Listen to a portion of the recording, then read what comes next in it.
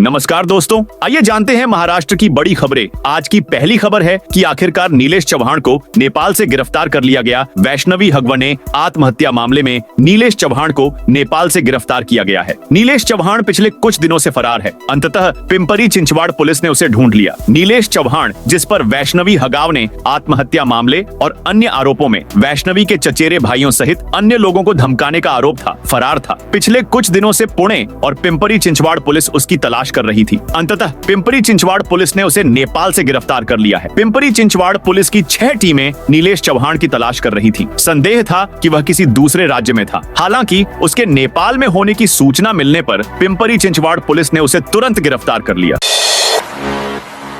उद्धव ठाकरे के अखबार सामना का पीएम से सवाल। ऑपरेशन सिंदूर को लेकर शिवसेना यूबीटी की ओर से बीजेपी और केंद्र सरकार पर हमला बोलने का क्रम जारी है। बुधवार को गृह मंत्री अमित शाह पर हमला बोलने के अब उद्धव ठाकरे के अखबार सामना ने अपने संपादकीय में सिंदूर रोड शो और मणिपुर हिंसा को लेकर प्रधानमंत्री नरेंद्र मोदी की राजनीति को शुक्रवार को निशाने पर लिया। सामना ने अपने संपादकीय में लिखा है कि पीएम मोदी जगह जगह सिंदूर रोड शो में शामिल होकर ऑपरेशन सिंदूर का राजनीतिकरण कर रहे हैं। इससे पहले भी उन्होंने राम मंदिर निर्माण के दौरान देश भर में गंगा जल बंटवाकर सियासी लाभ उठाया था।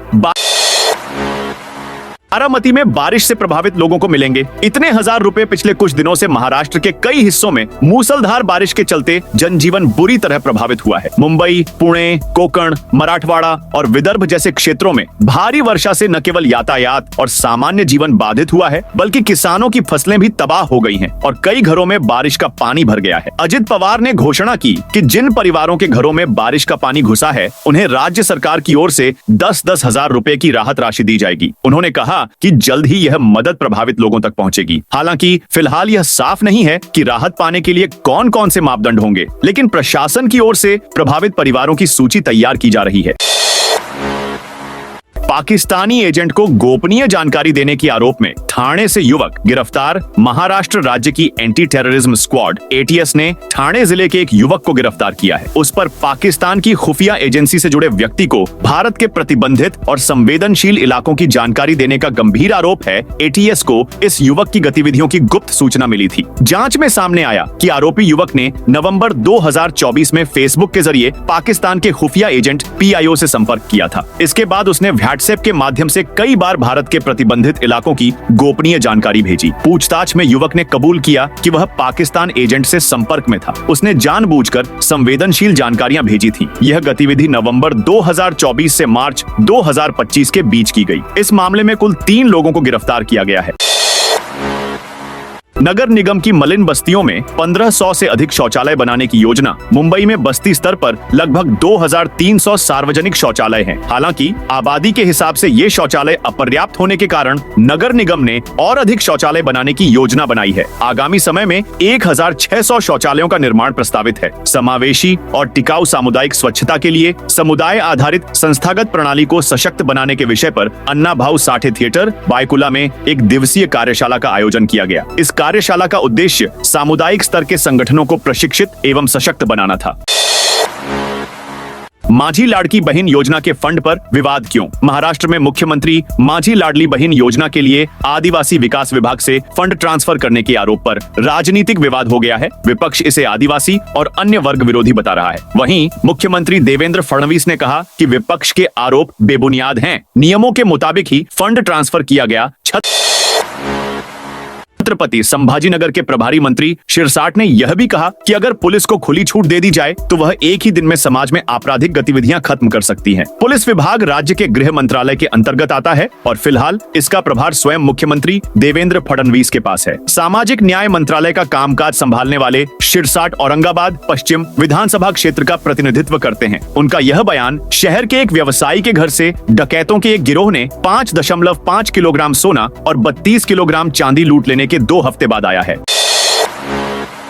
विश्व हिंदू परिषद के नेता का बड़ा बयान। महाराष्ट्र के नासिक में शिवसेना यूबीटी गुट के नेता बाला दराडे ने वीर सावरकर के अपमान को लेकर राहुल गांधी का मुंह काला करने की धमकी दी है। अब विश्व हिंदू परिषद के राष्ट्रीय प्रवक्ता श्रीराज नायर ने कहा कि वीर सावरकर के बलिदान और देशभक्ति का सम्मान केवल महाराष्ट्र ही नहीं बल्कि पूरा देश करता है। श्रीराज नायर ने गुरुवार को कहा कि राहुल गांधी का बार बार सावरकर के प्रति अपमानजनक टिप्पणियां करना अत्यंत दुर्भाग्यपूर्ण है और यह देशभक्तों की भावनाओं को ठेस पहुंचाने वाला कृत्य है। उन्होंने मांग की कि राहुल गांधी को महाराष्ट्र के नागरिकों और देश की जनता से सार्वजनिक रूप से माफी मांगनी चाहिए। उन्होंने कहा कि वीर सावरकर के योगदान को छोटा करके दिखाना न केवल अनुचित है, बल्कि यह हमारे देश के इतिहास और स्वतंत्रता संग्राम में दिए गए बलिदानों की भी अवहेलना है।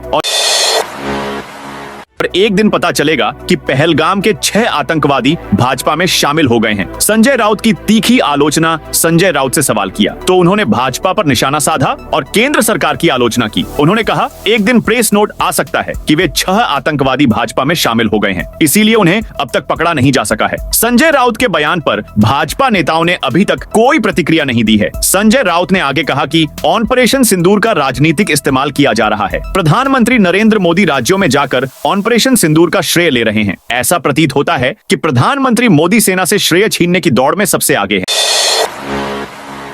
हसन मुशरीफ के बेटे नवीद गोकुल के अध्यक्ष चुने गए। गोकुल मिल्क कोल्हापुर के अध्यक्ष नवीद हसन मुशरीफ। चिकित्सा शिक्षा मंत्री हसन मुशरीफ के बेटे नवीद मुशरीफ को कोल्हापुर में गोकुल मिल्क एसोसिएशन के अध्यक्ष के रूप में चुना गया है। कोल्हापुर में सुबह 10 बजे से ही अध्यक्ष चुनने के लिए राजनीतिक घमाघमी चल रही थी। मंत्री हसन मुशरीफ और ग्रैंड अलायंस ने नवीद के चुनाव के लिए जोरदार पैरवी की थी। यह सफल हो गया है। गोकुल के निदेशक मंडल की बैठक आज कोल्हापुर में हुई। इस बैठक में नवीद मुशरीफ को गोकुल का अध्यक्ष चुना गया। बारिश को लेकर अब अगले हफ्ते के लिए आया बड़ा अपडेट। मुंबई में मानसून आधिकारिक रूप से दस्तक दे चुका है। आईएमडी वैज्ञानिक शुभांगी भूटे ने कहा है कि 2 अलग अलग दिनों 26 और 27 मई को क्रमशः लगभग 135 मिलीमीटर और 164 मिलीमीटर बारिश हुई। उन्होंने आने वाले हफ्ते में मुंबई में बारिश को लेकर पूर्वानुमान भी लगाया है। उनका दावा है कि आने वाले हफ्ते में मुंबई में बारिश की संभावना नहीं दिख रही है। उन्होंने दावा करते हुए ये भी कहा 18 मई को हुई बारिश मानसून की वजह से नहीं बल्कि चक्रवात की वजह से हुई थी। मानसून की शुरुआत विशिष्ट मौसम पैटर्न के निर्माण से होती है। पैटर्न और साइक्लोनिक सिचुएशन की वजह से मुंबई में भारी बारिश होती है। वो पैटर्न जब तक नहीं बनेगी तब तक भारी बारिश की संभावना कम है। अभी तक आने वाले सप्ताह में मुंबई में बारिश का कोई पूर्वानुमान नहीं है।